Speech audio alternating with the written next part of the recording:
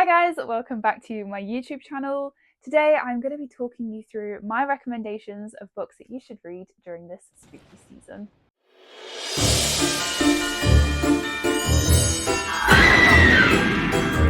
So I've collected a bunch of paperbacks that I have, and I'm going to kind of do it as quickly as I can so it's not too boring to kind of walk through, but these are all books that I've read before and would really recommend, and ones that I think would be quite good to read in like October time. Do you know, like it's all autumnal, spooky, Halloween, perfect for that kind of thing.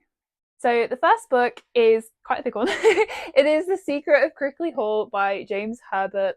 Yeah, it's quite long. However, I've read this quite a few times now. I read it the first time, I think I got it from the library.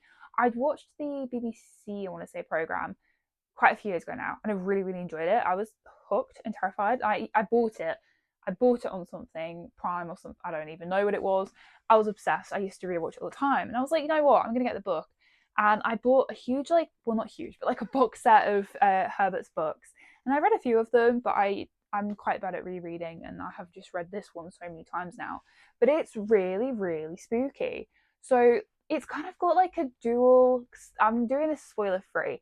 There's like a dual plot line going on. One set in the present day of this family who's moved into, well, not moved, but it's like a bit of like a temporary move to Crickley Hall. And then you have like the war plot line from, I want to say, World War II, of the children that lived there during that period. And it's quite dark. Think like ghosts. It touches on like a lot of really dark subjects, basically. So, like, you know, read the trigger warnings. It is dark. However, I read this as a teenager. Like, it's not unsuitable, but it is on the darker side. But I really recommend it. It's like a 5-star read for me. Next up, we have The Turn of the Screw by Henry James. I don't have a copy with just Turn of the Screw. This does have other stories. I've not read them, but I read Turn of the Screw a few times now. It's an older book. I'm just trying to give like a bit more variety. I want to say it's like 1800s at some point, maybe like mid 1800s. I'm not entirely certain though. But again, think like ghost story, big manor house kind of vibes. It's Yeah, it's quite good. I don't want to spoil too much. It's quite a short story, so if I say a lot, I've basically told you everything. But it's very good if you're looking for something quite short to add to your Goodreads. Next up, we have Mirage by Emma Smith. Now, Emma mainly writes mysteries, so technically all of her books are somewhat perfect for this season, but I think this is the one that I would be most likely to pick up. This or Martha, I was very torn, but this one just screams Halloween a bit more to me. So it's about a bunch of teenagers, and one by one, they're like slowly being killed off. Nobody really knows who it is, so it's like partly a whodunit, but it's so intriguing. I read this one so quickly. I was like mega hooked. But the world building, it sounds weird to say world building because it's set in like it's not like fantasy or anything like that, but just the way that Emma writes descriptions in this one is really, really good. You definitely feel like you're in there. And if you like Gilmore Girls, this is a good shout. It's like Gilmore Girls meets, I don't know.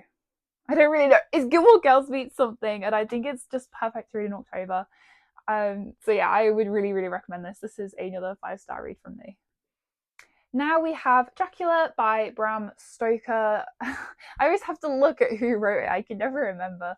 Dracula is quite good, actually. I wasn't sure if I was going to enjoy it when I first had to study it at uni, but I did like it. I was surprised, to be honest. It's obviously older, but I think it's one of the more accessible older texts. Obviously, like it's a GCSE text, like younger people do read it, but it's really dark. It's a classic, and if you live in the UK somewhere like in Yorkshire, you can even go to like Whitby Abbey and feel the vibes of like what inspired it. And like I do live near there, and I've been to Whitby Abbey since reading it, and I can definitely see where he got it from.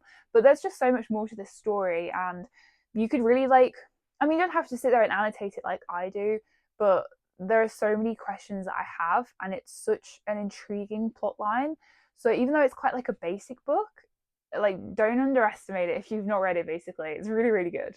So the next recommendation then is What Magic Is This by Holly Bourne. I have a very pretty edition of this book. I don't know what the book standard edition is, but this is just the one that I got at the time when it came out. It's got pink sprayed edges. It's got like pink foil. It's gorgeous. This one is very like think like witchcraft, but like modern witchcraft. and it's quite short as well because, I mean, as you can see, it's quite skinny, but the font is quite big because it's for teens, so that really does help. Holly Bourne has a lot of books I would recommend. She, like, as a teenager, she was like I would immediately buy her books, basically. So I do recommend her, but this one is definitely her most like autumnal, witchy, spooky vibes. And the cover is beautiful. I also have The Worst Witch. Now, this is a whole entire series. I've just got book one out to talk about. Obviously, it is children's. I don't know if anybody else like me who is an adult but still reads children's books even. But I just love it. And if you're looking for a quick read as well, these are super duper short, but they just have all the vibes. Like, obviously, it's set in a school for witches. It's very nostalgic. You can like put the TV show on at the same time. I especially really like the one from the 90s, but I won't lie, the more recent one that they did, although I don't think it's that recent anymore, I think it's like 10 years old or something, that's also good. I really enjoyed that too. But the 90s one, it's just, it holds a special place in my heart. And the reason that I would recommend this even more is because I actually wrote a book series inspired by it called Moonstone Academy. So it's the same kind of vibe of like, it's a school for witches, but all the plot lines are different. And it's actually told from the perspective of one of the familiars, one of the cats called Misty. So it's a different plot line. It's just got the same setting of a witching school. And it was very, very much inspired by The Worst Witch. I grew up watching this TV series. And I just think if you're looking for a quick read, if you want that nostalgia, they're great to jump into. But yeah, I mean, in terms of my books, if my editor could like pop them on the screen somewhere here, because I don't have the new editions yet. I have just taken all the paperbacks down for the first and second editions, so you can only currently access them as I'm filming this on ebook / Kindle Limited. However, I am beginning to upload all the files for the new editions, which is very, very scary, but they've got new covers. I've also edited inside and reformatted them. And I also have the hardback collection coming out too, which features all 5 of the year 1 books, plus a bonus short story set in summer and lots of goodies at the back as well. So they're all going to be coming very, very soon, ready for spooky season. So if you like the idea of that, they are all free on Kindle Limited.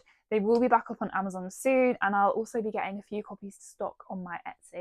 Next up, we have Frankenstein by Mary Shelley. This was another one that I had to study at university. I did an English Lit and Creative Writing degree, if you can't tell. At first, I was very nervous because, if I remember correctly, it's like an epistolary. I can never say that. Yeah, it's all written in letters, which I don't like that by itself, but I was weirdly brought into this. Like, I was engaged. I was here for it. I didn't like speaking up in seminars. I had something to say about this book. Like, the portrayal of guilt is so strong. I was on the edge of my seat. I really, really enjoyed it, and I wish I could reread it for the first time again. So it is a big recommendation, especially perfect to read in October time. And I know, again, it's a classic, but, you know, read it if you haven't. You're missing out. It's very, very good. And then also, I'd just like to point out, Frankenstein is not the monster. Frankenstein is the doctor. It's my biggest pet peeve.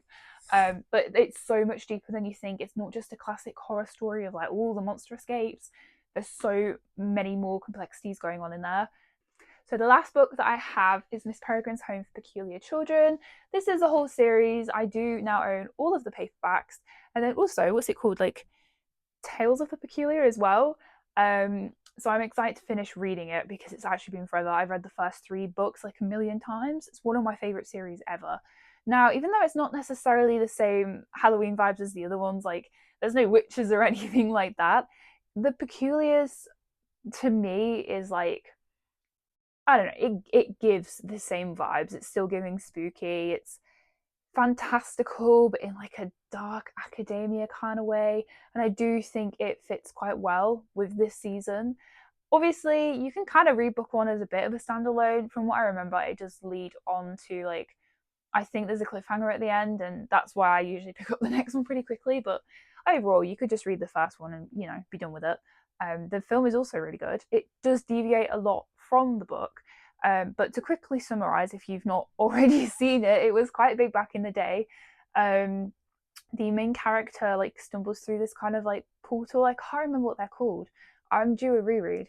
And there are these peculiar children living in there, and it's kind of like they're on like a time loop. Like, they can't ever leave that, or they will age really quickly and like die. So they're in there for protection from the whites. And then the whites are like when the creatures become human again. I can't remember what the creatures are called.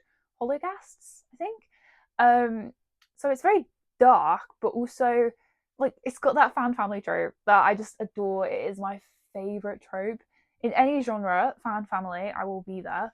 So yeah, this one's also very nostalgic to me, even though they're like kind of huge because they got a pretty small font. I can still read these in one sitting. Like they're just so good. 6-star read if that exists. That's what these would be.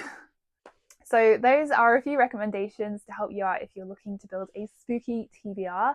If you have any recommendations of your own, please do pop them in the comments. I am looking for a few more to read, and I will be getting Kindle Limited again, I think, just for October. So if you've got any on there, that would be even better. But yeah, I hope everybody has a very lovely day or an evening, depending on when you're watching this.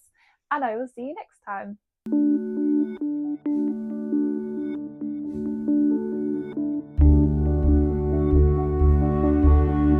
But also, you have to cut here because I'm trying to phrase it.